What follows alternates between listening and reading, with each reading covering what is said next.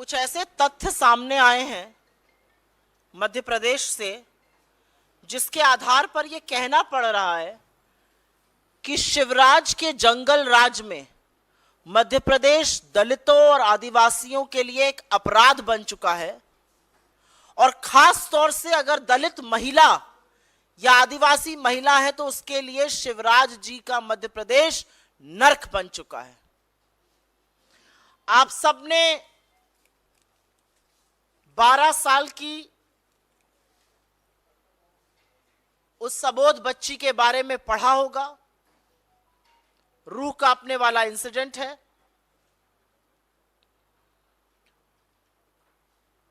सरकार की कमी, पुलिस की निष्क्रियता के बारे में अभी हम चर्चा करेंगे, लेकिन मुझे लगता है कि सभ्य समाज में 12 साल की एक बच्ची खून से लथपथ महाकाल की नगरी में 8 किलोमीटर तक चलती रही और मदद मांग रही थी, न्याय नहीं मांग रही थी, अपने तन को ढकने के लिए वस्त्र मांग रही थी और इस सभ्य समाज ने उसको एक कपड़ा नहीं दिया।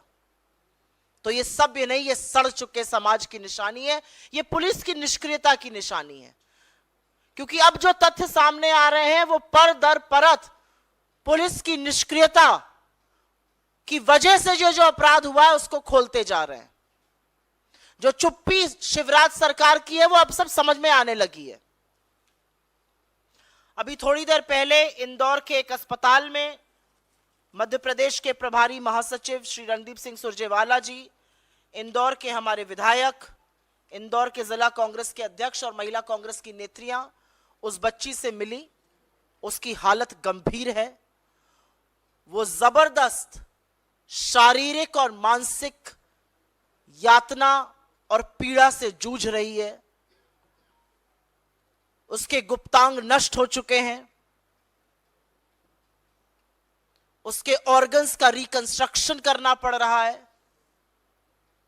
और अब समझ में आ रहा है कि पिछले 4-5 दिन से यह षड्यंत्रकारी और रहस्यमयी चुप्पी प्रदेश के मुख्यमंत्री शिवराज सिंह चौहान की क्यों है।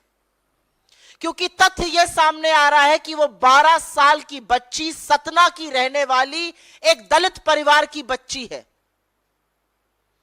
जिसको लीपा पोती करके यह बताया जा रहा था कि वो उत्तर प्रदेश की है, भिखारी है और विक्षिप्त दिमाग की है। वो सतना की रहने वाली है, दलित परिवार की बच्ची है। सतना स्कूल गई थी, घर नहीं लौटी। उसके परिवारजनों ने सतना की पुलिस में जाकर एफआईआर करने की कोशिश की और यहां से पुलिस की लापरवाही और पुलिस के अपराधी होने का स्वांग शुरू होता है। सतना के पुलिस स्टेशन में बोल दिया गया कि आप यहां से जाइए, खुद ढूंढिए, हम एफआईआर दर्ज अभी नहीं करेंगे। 24 घंटे बर्बाद कर दिए गए। अगर सतना के पुलिस स्टेशन, बस स्टेशन पर, रेलवे स्टेशन पर जाकर सीसीटीवी कैमरा चेक किया गया होता तो शायद ये दुर्घटना, शायद ये दुष्कर्म, शायद ये पाप, शायद ये अन्याय टाला जा सकता था। सतना की पुलिस ने कोई कार्रवाई नहीं करी। 24 घंटे तक उनको घुमाते रहे, परिवार वाले बेचारे ढूंढते रहे। अंततोगत्वा 24 घंटे बाद एक एफआईआर दर्ज हुई। उसके बाद 2 दिन तक अखबार में खबरें आती रही कि एक बच्ची के साथ ऐसा ऐसा हो गया है। लेकिन सतना के पुलिस अधिकारियों ने, सतना के पुलिस महकमे ने यह जानने की कोशिश नहीं करी कि क्या यह वो बच्ची तो नहीं है जो गुमशुदा है सतना से। यह जानने की कोशिश नहीं हुई। आज सरकार से सवाल है, करीब 700 किलोमीटर की दूरी है सतना और उज्जैन में, 13 घंटे लगते हैं गाड़ी में सबसे अच्छे रूट से चलने में। यह बच्ची वहां कैसे आई? इसको अगवा किया गया, इसका अपहरण हुआ। 12 साल की बच्ची अपने आप नहीं आ सकती है। तो 2 दिन तक अखबार में खबरें आती रहीं, इस पर कोई कार्रवाई नहीं करी गई। सतना की पुलिस पूरी तरह से निष्क्रिय रही। उसके बाद शुरू होता है उज्जैन की पुलिस का पाप। उज्जैन की पुलिस ने crime and criminal tracking network system को ही अगर खंगाल लिया होता तो 12 साल की बच्ची के गुमशुदा होने की खबर मिल जाती और पता चल जाता ये बच्ची कौन है। उसकी तफ्तीश की जाती। उन्होंने ऐसा नहीं किया। वो 12 साल की बच्ची खून से लथपथ जब अंततोगत्वा उज्जैन की पुलिस के पास पहुंची तो वो बदहाल जरूर थी, लेकिन उसने अपने पिता का, अपने दादा का, अपना और गांव का नाम बताया। और उसके बावजूद उज्जैन की पुलिस ने उसको यूपी का बता दिया, जबकि उसकी बोली बघेलखंड की थी। उसको यूपी का बताकर उसको भिखारी घोषित कर दिया गया, उसको विक्षिप्त दिमाग का घोषित कर दिया गया। वो बच्ची जो 8 किलोमीटर पैदल चल के न्याय की गुहार लगाती रही, जिसने अपना नाम सही बताया, इस हालत में पिता का नाम बताया, दादा का नाम बताया, उसको दिमागी रूप से विक्षिप्त और भिखारी घोषित कर दिया गया। जबकि उस बच्ची ने स्कूल यूनिफॉर्म पहनी हुई थी। जिस बच्ची ने स्कूल यूनिफॉर्म पहनी थी उसको किस तरह से दिमागी रूप से विक्षिप्त घोषित किया गया, भिखारी घोषित किया, यह भी सवाल है। अगर आप एफआईआर पढ़िए तो बेकार की बातें उसमें लिखी। उसके पिता और दादा का नाम एक करके छाप दिया गया है। यह कह दिया गया है वो मंदिर के पास घूमकर खाना मांग रही थी, बल्कि सच्चाई है कि जब वो पहुंची उसी दिन उसके साथ दुष्कर्म हो गया था। तो सवाल यह है कि शिवराज सिंह चौहान, नरोत्तम मिश्रा, वहां के गृह मंत्री चुप क्यों हैं? इतने दिन बाद भी 5 दिन बीत गए, आज भी उस बच्ची की टोह लेने भाजपा का एक नेता नहीं गया है। एक बहुत बड़े नेता हैं जिनका काम अब हाथ जोड़ के वोट मांगना थोड़ा ही है, हेलीकॉप्टर से रैली एड्रेस करना है। कैलाश विजयवर्गीय जी इस अस्पताल से 1 किलोमीटर की दूरी पर रहते हैं,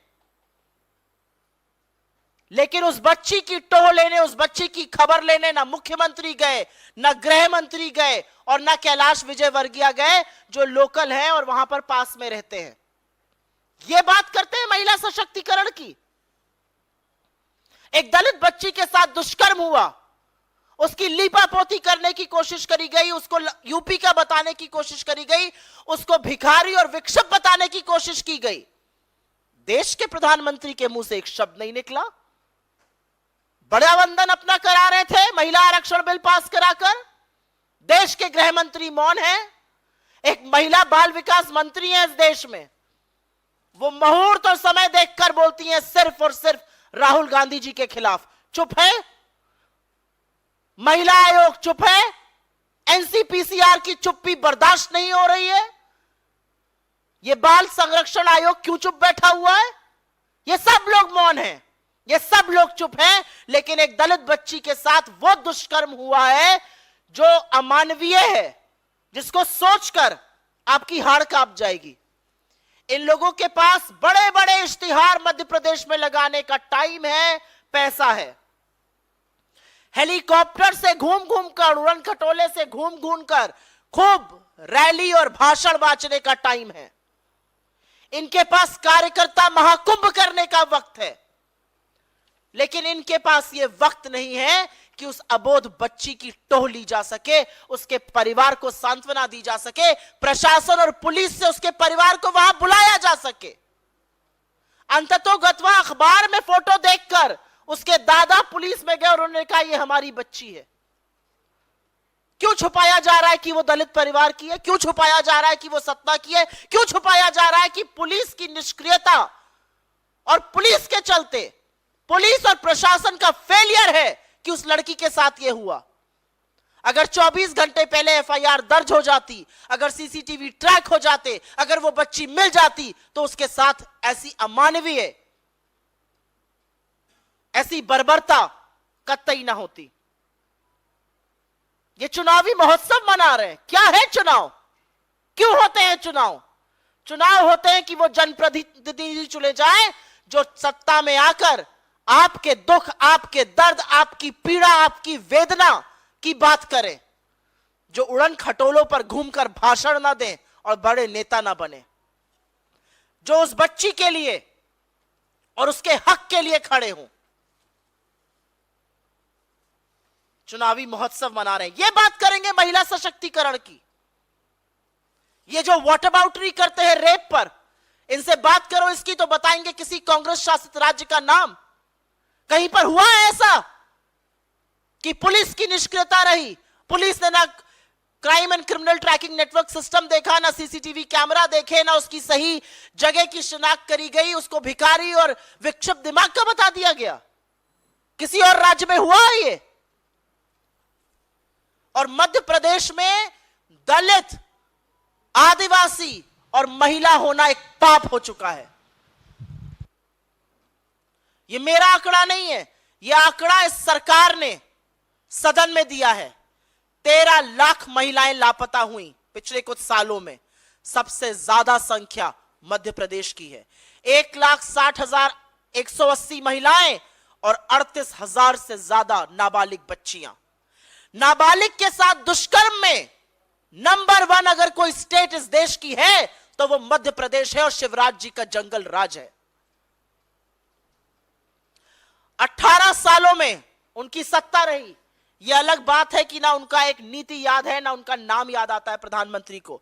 18 साल सत्ता में 58,000 रेप के मामले सामने आए। मतलब हर दिन मध्य प्रदेश में 8 बलात्कार होते हैं। 68,000 अगवा होने के मामले सामने आए। मतलब 13 बच्चियां, 13 महिलाएं रोज की प्रतिदिन अगवा की जा रही हैं, उनका अपहरण हो रहा है। यह बात करेंगे महिला सशक्तिकरण की।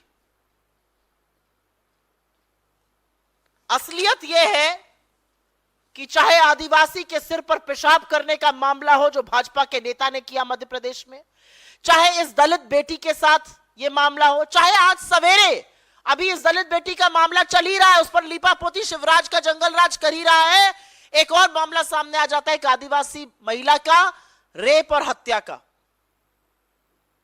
यह असलियत है मध्य प्रदेश की।